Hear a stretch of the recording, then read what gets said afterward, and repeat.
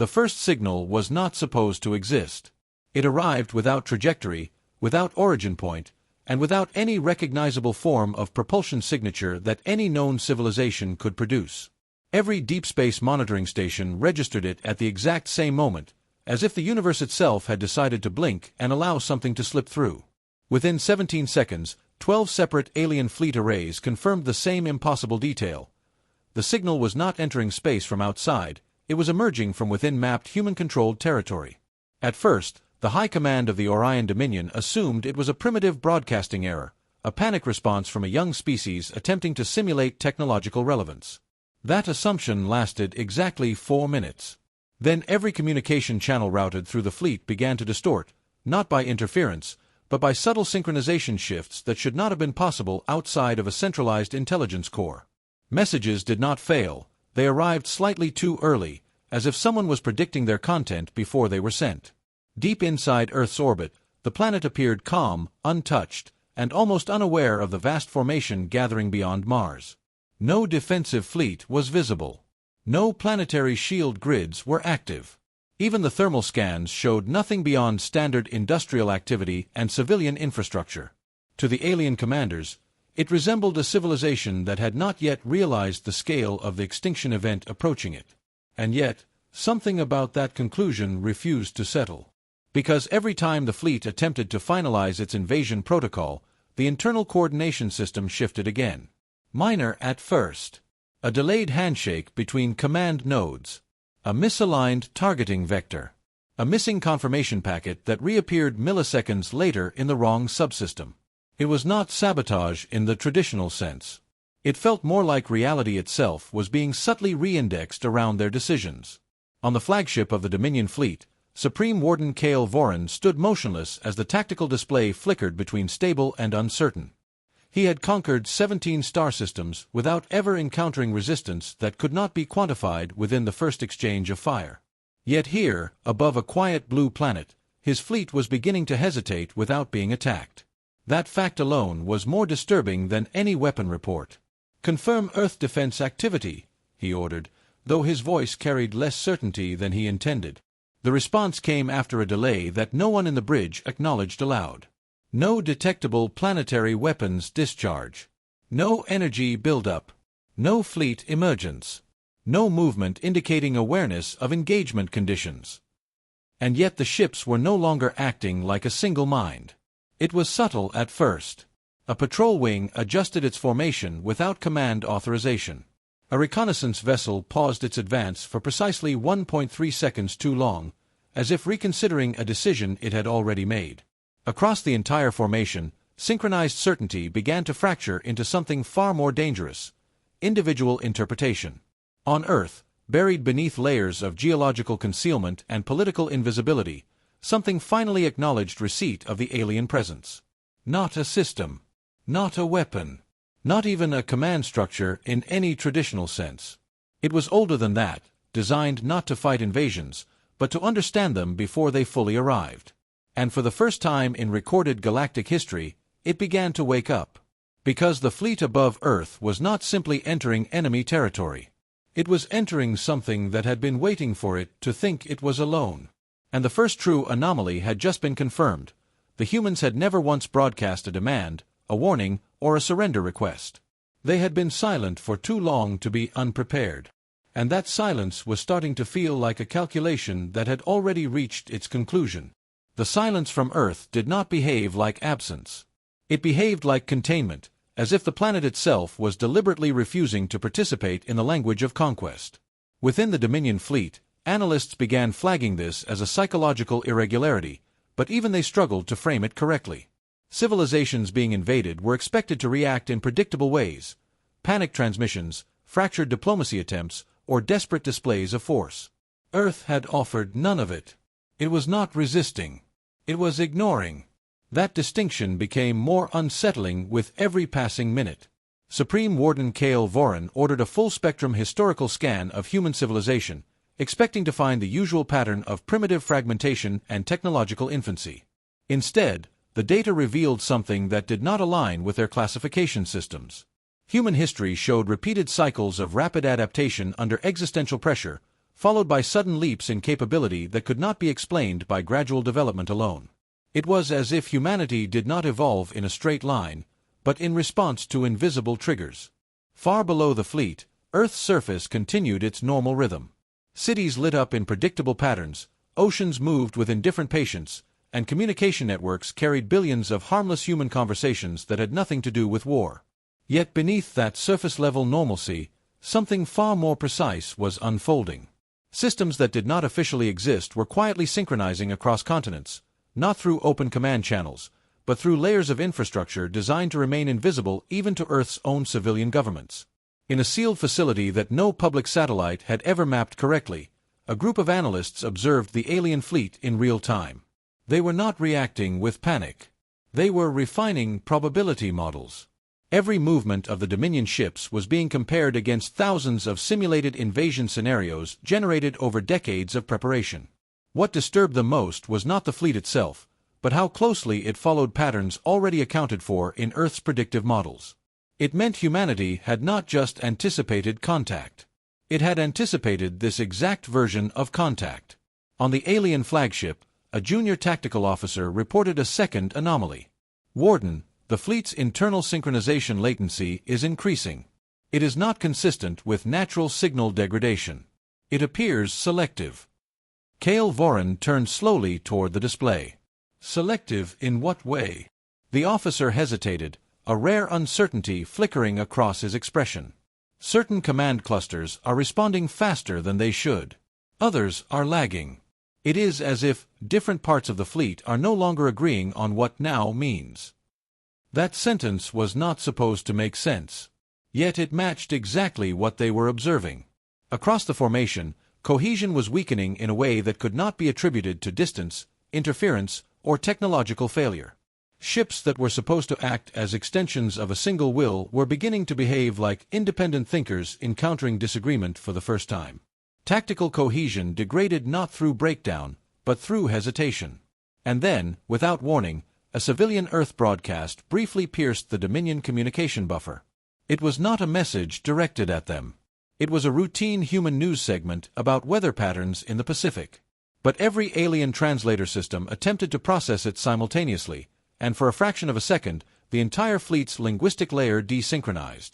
The effect lasted less than 3 seconds, yet when systems recovered, several ships reported conflicting interpretations of the same tactical orders that had been issued moments earlier. Kale Voren felt something unfamiliar rising behind his discipline. Not fear. Not yet. But the beginning of doubt in the reliability of unified perception itself. On Earth, deep beneath the surface, the unseen system recorded the anomaly without urgency. It had not acted yet. It had merely observed how quickly the invading intelligence could be destabilized by something as trivial as unrelated human communication. The implication was simple, but profound. The enemy did not need to be destroyed to be neutralized. It only needed to be divided from itself. And for the first time, a question emerged within the Dominion command structure that none of them were prepared to answer. If Earth had been preparing for them long before contact, then what exactly had they been preparing Earth to become? Above the planet, the fleet drifted closer, unknowingly crossing a boundary that no sensor had marked as dangerous, unaware that the next step forward would quietly decide whether they remained a single force, or something far easier to defeat. The Dominion fleet did not realize it had already crossed into a controlled environment. There was no visible barrier, no energy wall, no dramatic field of force announcing itself. Instead, there was only a gradual and almost polite degradation of certainty, as if the universe itself was becoming less reliable the deeper they moved toward Earth. Navigation systems still functioned, but their outputs began to diverge by fractions that were too small to trigger alarms yet too consistent to ignore. At first, the Dominion attributed it to gravitational anomalies around Earth's moon cluster, then to solar interference, then to unknown particulate distortion in the magnetosphere. Each explanation was plausible in isolation, but together they formed a pattern that pointed toward something far more uncomfortable. The environment itself was not hostile, but adaptive. On Earth, the hidden command layer continued to watch without interruption. The alien fleet was no longer being treated as a single object of interest. It was being dissected into behavioral fragments. Each ship, each signal node, Each decision latency was catalogued and compared against a growing model that refined itself with every alien adjustment. The more the Dominion tried to stabilize its formation, the more precisely Earth seemed to understand how it functioned. What no one on the alien flagship realized yet was that their greatest advantage, unity, was not just being observed. It was being mapped as a dependency. Supreme Warden Kale Voran convened a closed advisory session. The room was silent in a way that felt unnatural for beings accustomed to absolute command cohesion. Even their communication implants, designed to synchronize thought clusters across command ranks, occasionally lagged by imperceptible delays that no one could explain without sounding irrational. "Report," Voran said. A systems analyst stepped forward. "Fleet-wide coordination efficiency has dropped by 0.7%. Individually negligible. Collectively persistent." Another officer added carefully, "We are also observing localized decision drift. Ships are beginning to optimize independently rather than in accordance with unified command prioritization." That statement should have been impossible. Their entire doctrine was built on the assumption that independence reduced efficiency. Yet the data suggested something more disturbing. Independence was emerging without instruction. At that exact moment, Earth's orbital monitoring stations registered the first intentional shift in alien formation. A reconnaissance group broke slightly from formation to investigate a signal anomaly near lunar orbit. Under normal doctrine, this would have required synchronized authorization across at least 6 command nodes. Instead, the decision propagated unevenly, as if consensus had been replaced by convenience. On Earth, analysts watching from deep underground did not react immediately. They had expected this phase. In fact, they had designed for it. The alien system was not breaking. It was transitioning from collective intelligence into distributed uncertainty. That transition window was the only moment where the fleet would be vulnerable without realizing it. And still, no human weapon had fired. That fact alone unsettled even the most experienced Earth strategists. Because every doctrine they had built over decades assumed that war began with aggression. Instead, this one was beginning with observation. Then came the second anomaly. A Dominion destroyer attempted to relay a standard tactical update to the fleet core. The message was correct, the transmission was clean, and the content was unaltered. Yet upon reception, different ships interpreted the same message with subtle variations in urgency, priority, and even intent. The distortion was not in the signal itself. It was in how the signal was being understood. Kale Voran reviewed the logs personally. For the first time since entering human space, he did not immediately issue a corrective command. Instead, he asked a question no one on the bridge was prepared to hear. "Are we certain the target is still behaving as a single civilization?" No one answered quickly enough. Because the uncomfortable truth forming beneath their data was that Earth was not acting like a passive world under threat. It was acting like an intelligence that had already completed its analysis of the invader and was now testing the boundaries of its internal coherence. And somewhere deep within the fleet structure, a subtle change began to take hold, one that would not be recognized as sabotage until it was far too late. Because the Dominion was still assuming it was approaching a planet, when in reality, it had already entered something that was quietly teaching it how to fall apart. The first time a Dominion ship hesitated mid-execution order, no one recorded it as a threat. It was logged as a micro-fluctuation in command latency, an insignificant delay between instruction receipt and action initiation.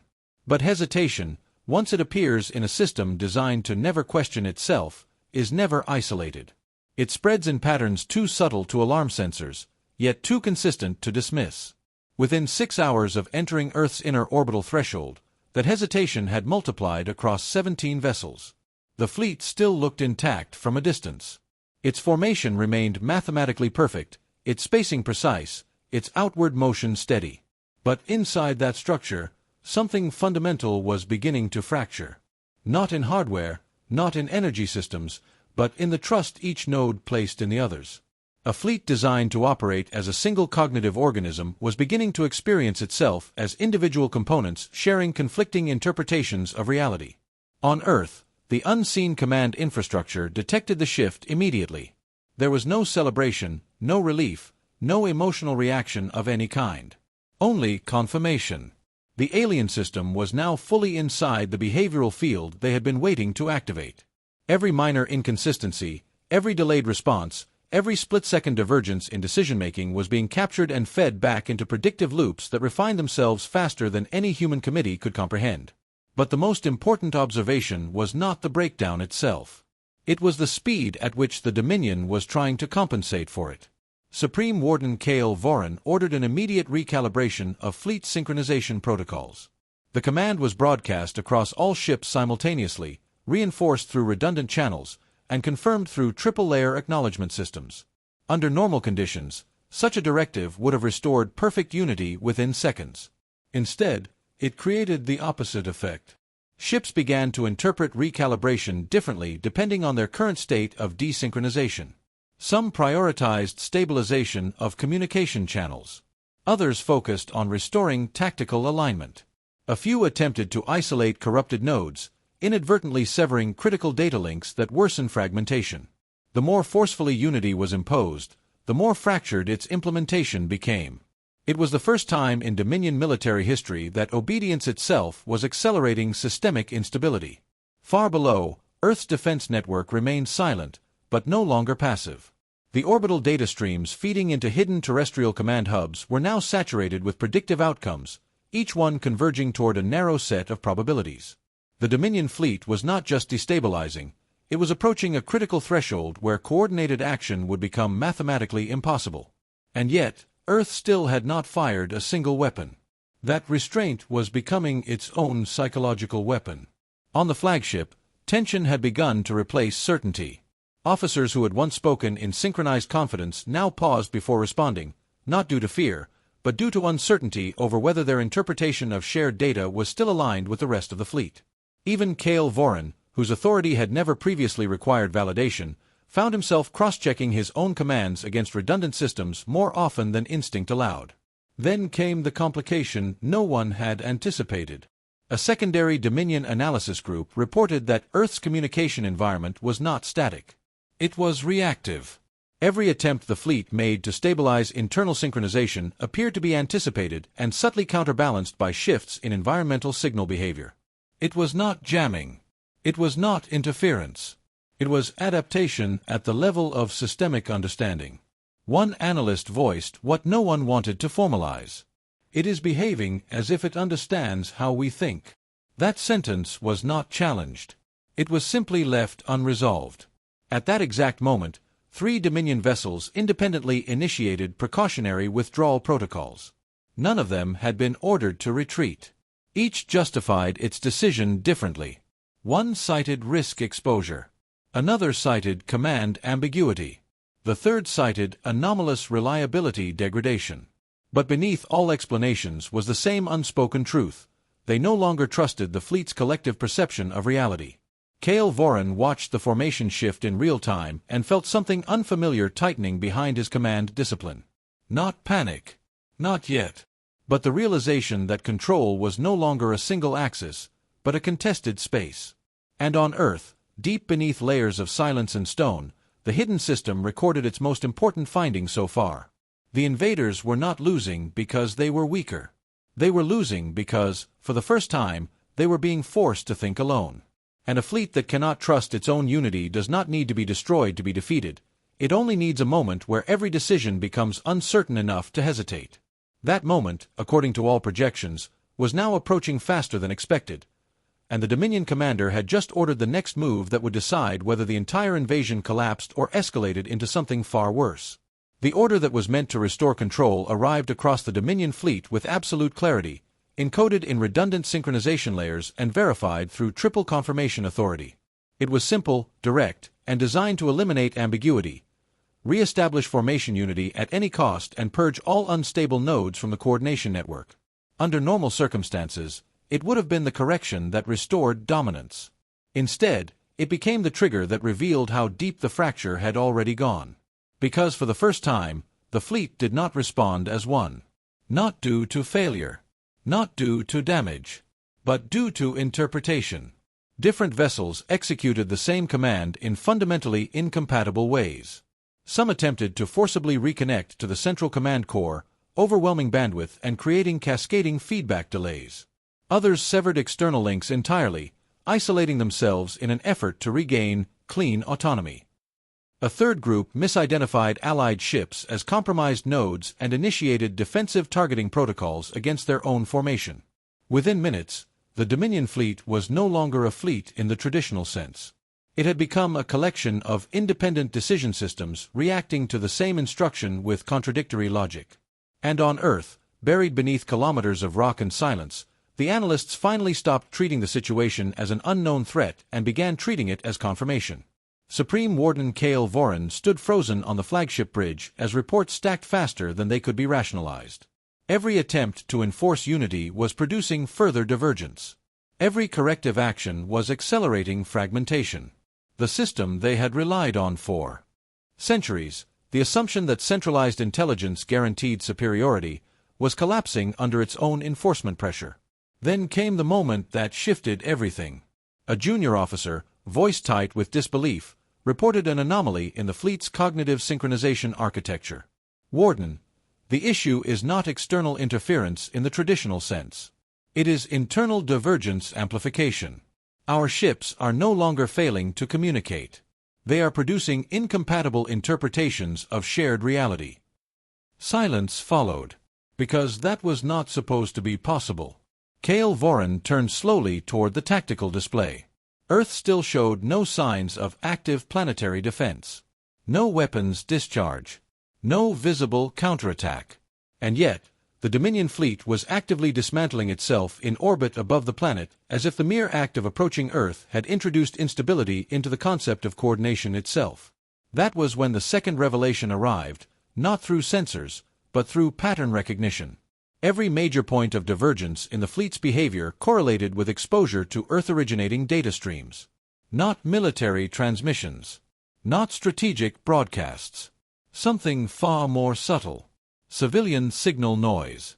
Routine communication. Environmental data packets. The background static of an inhabited world. It was not that Earth was attacking the fleet. It was that the fleet could no longer maintain unified interpretation inside an environment where information was not singular. On Earth, hidden command systems finally activated the second phase protocols. They had never intended to destroy the Dominion fleet outright in the first engagement. That was never the objective. The objective had been to determine whether a hyper-coordinated intelligence could survive exposure to uncontrolled informational plurality without collapsing into interpretive fragmentation. And the answer was now undeniable. The Dominion's greatest strength, absolute synchronization, was also its most fragile dependency. Cale Voran received the final diagnostic report at the exact moment the fleet crossed a threshold no one had labeled as tactical danger. Multiple ships had begun independently recalculating what enemy even meant in the current environment. Some identified Earth as a passive anomaly. Others classified it as an active cognitive disruptor field. A few no longer agreed that a single unified enemy definition was valid at all. And once that question enters a synchronized intelligence, cohesion does not degrade slowly. It collapses. On Earth, the analysts observed the moment the shift became irreversible. Not through explosions or battleship destruction, but through the quiet breakdown of shared certainty across an entire invading force.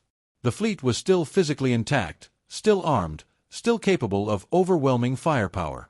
But it could no longer guarantee that any two ships agreed on why they were firing, at what, or under whose authority. And in that precise gap between power and understanding, humanity revealed its advantage. Not weapons, not numbers, but the ability to survive disagreement without breaking itself apart. Cale Voran realized it too late.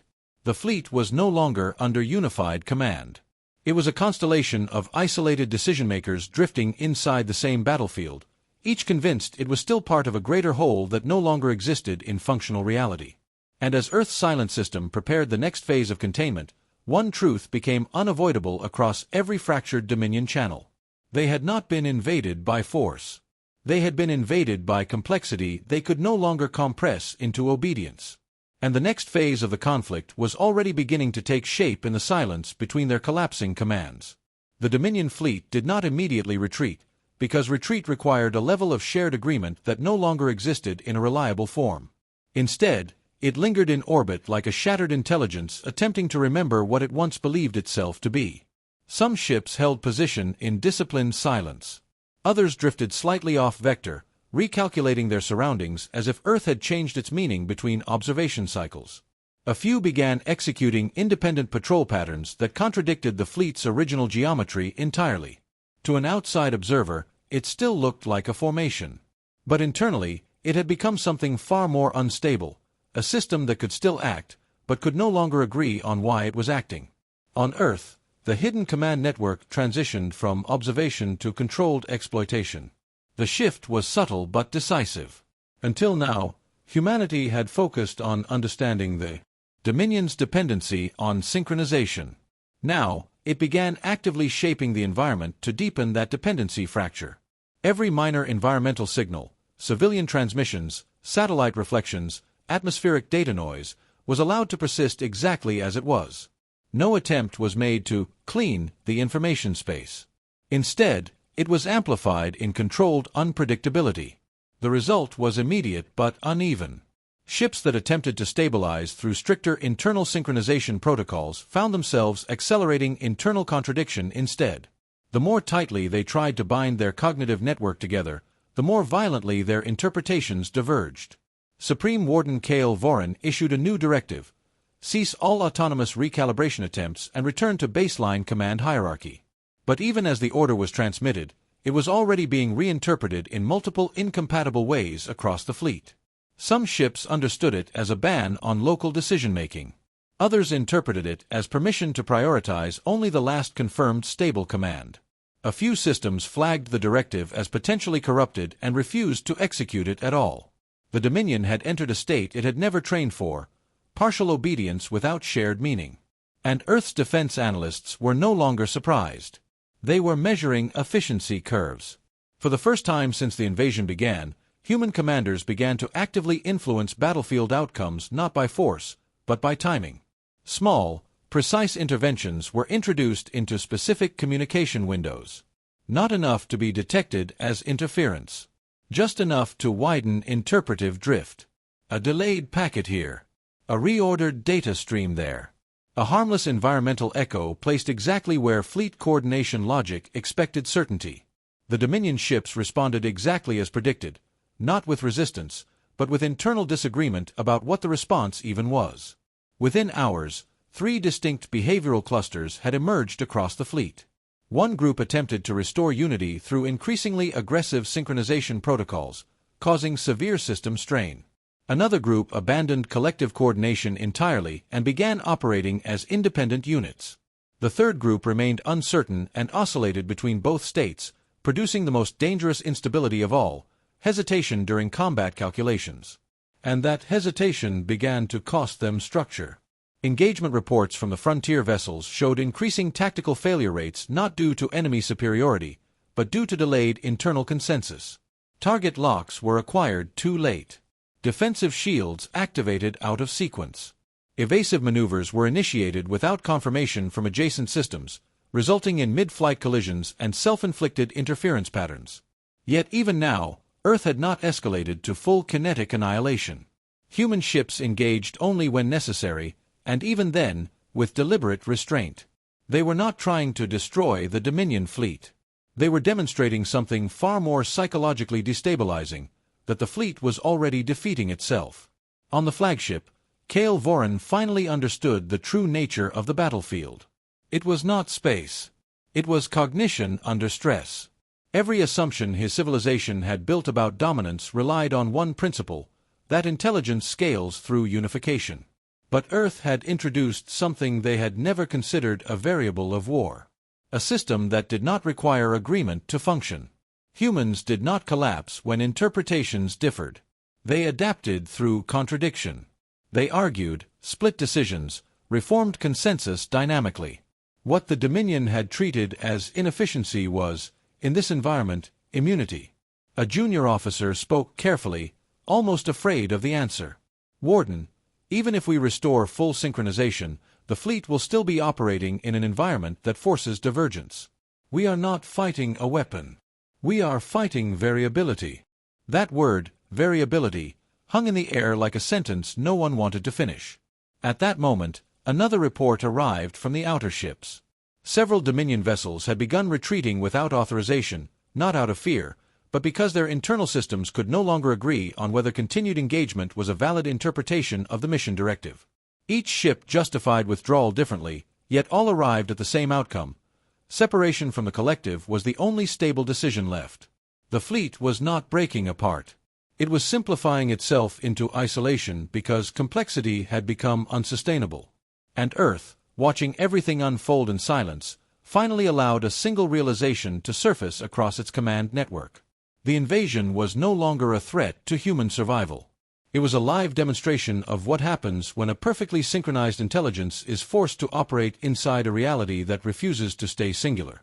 And as the Dominion fleet began to lose not just coordination, but confidence in the existence of coordination itself, the next phase of collapse quietly began, one that would decide whether they adapted or vanished into permanent fragmentation above a planet that had never once needed to raise its voice. The Dominion fleet was no longer advancing toward Earth.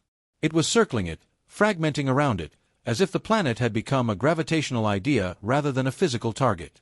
Each ship still possessed full operational capability, yet none of them could agree on how that capability should be applied. Orders were issued, received, and then quietly reinterpreted into incompatible realities before they could take effect. What should have been a decisive invasion had become a sustained failure of shared meaning. Supreme Warden Kale Voran stood at the center of a command structure that no longer behaved like a command structure. The tactical display continued to function, but its coherence felt increasingly symbolic rather than operational. He could see his fleet. He could see its weapons. He could see its potential. But what he could not see anymore was agreement on what any of it was for. For the first time since the Dominion had mastered interstellar conquest, authority itself was being questioned, not by rebellion, but by fragmentation. A report arrived from a forward vessel that forced silence across the bridge. The captain of that ship had attempted to execute a standard strike maneuver, only to abort mid-sequence because on-board systems could not confirm whether the target designation was still valid under current fleet interpretation protocols. By the time confirmation was achieved, two different internal command models had emerged, each producing contradictory outcomes. The ship had locked itself into a decision loop and drifted out of formation without external instruction. No enemy fire had caused it. No structural failure had triggered it. It had simply stopped being able to decide what reality it was operating in. Kale Voran finally issued an emergency override, absolute command synchronization, enforced at hardware level across all remaining vessels. It was the most severe authority action available within Dominion doctrine, designed specifically for existential breakdown scenarios. And for a brief moment, it worked. The fleet stabilized. Not fully. Not cleanly. But enough for a single unified action cycle to re-emerge. That was when Earth responded, not with attack, but with precision timing.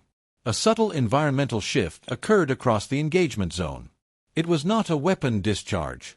It was not an energy pulse. It was the adjustment of informational density across multiple overlapping communication layers. Satellite reflections were rephased. Atmospheric signal scattering was altered by minute predictive corrections. Civilian data traffic, which had been previously ignored as irrelevant noise, suddenly aligned into a pattern that interacted directly with Dominion synchronization protocols. The override command remained valid, but its interpretation began to split again. Because now there were two competing versions of absolute command running simultaneously across the fleet, one anchored in Dominion authority hierarchy, and one distorted by environmental reinforcement loops that subtly reshaped how confirmation was validated. And for the first time, the Dominion system encountered something it had no safeguard against. Two truths that could not coexist, both arriving with equal legitimacy. Across multiple ships, internal conflict thresholds were exceeded. Command systems began rejecting themselves. Security protocols identified authorization chains as potentially corrupted. Defensive logic began overriding offensive logic, not because of enemy action, but because internal verification could no longer converge on a single acceptable conclusion. The fleet did not explode. It hesitated. And in Dominion warfare doctrine, hesitation at scale was equivalent to systemic failure. On Earth, analysts observed the moment with controlled intensity. No one celebrated. No one relaxed. Because they understood what was happening was not destruction, it was unraveling. A system designed for perfect unity was being forced to operate in an environment where unity could not remain stable. Supreme Warden Kael Voran finally abandoned formal command protocol and issued a direct broadcast across all remaining channels, bypassing structured hierarchy entirely. Maintain formation integrity. Disregard conflicting environmental inputs. Trust central command. But even as he spoke, he knew the problem was no longer obedience. It was interpretation. Because every word he issued now arrived in a system that no longer guaranteed shared meaning. On several ships, his command was understood as reinforcement. On others, as escalation warning. On a few, it was flagged as potential misinformation introduced through environmental contamination and partially ignored. And in that divergence, the fleet's final cohesive anchor began to fail. A junior officer, voice stripped of certainty, whispered what none of them wanted to formalize. Warden, I do not believe we are fighting Earth anymore. I believe we are fighting the inability to agree that Earth is the same problem across all vessels. Kael Voran did not respond immediately. Because the implication was worse than defeat. It meant there was no single battlefield outcome to calculate. Only fragments of perception drifting apart under pressure that could not be centralized again. Outside the flagship, the Dominion fleet still surrounded Earth. Still armed. Still dangerous. Still vast enough to erase continents if unified intent could be restored. But unity had become the only resource they could no longer reliably produce. And somewhere in the silence between broken coordination cycles, Earth's hidden systems confirmed the final pre-climax threshold had been reached. The invasion was no longer being resisted. It was collapsing under the weight of its own need for certainty. And the next decision, whether Kael Voran could recover unity or whether the Dominion would fracture permanently above a silent blue planet, was already being shaped by forces the fleet could no longer agree how to perceive. The Dominion fleet no longer looked like an invading force.